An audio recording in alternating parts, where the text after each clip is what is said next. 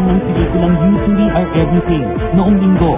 Kapwa naging optimistic ang magkasintahang Dingdong Dantes at Marian Rivera.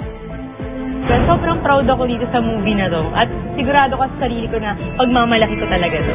Kasi wala kami ibang gusto talaga kung hindi matuwa lang yung audience, mapaligaya namin sila, mapasaya sila.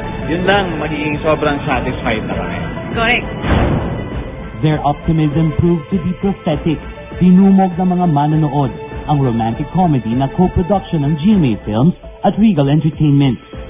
Last night, isang Thanksgiving at victory party ang ginanap upang ipagdiwang ang tagumpay ng pelikula.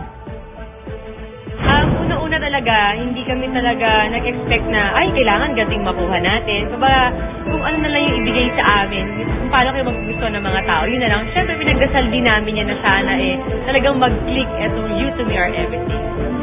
Sa taping kami ng Endless Love, parang nagkaroon pa ng moment of silence sa parang nagkatingin na lang kami ng gano'n and nagkaintindihan na lang kami because it's what we both wanted.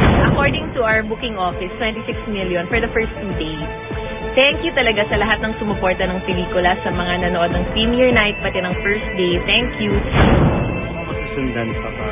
Yes, actually, gusto nga namin mag-sequel for Marian and Dingdong kasi pwedeng i-continue yung kwento Much of the success of the movie is attributed to the real-life romance between Marian and Dingdong. Yeah, it's very surprising that a beautiful woman like her be this much in love. Bakit kaya? Masaya, sobrang saya lang talaga namin. We're very happy to do this, to be in this film. Much more na magkasama kami ngayon.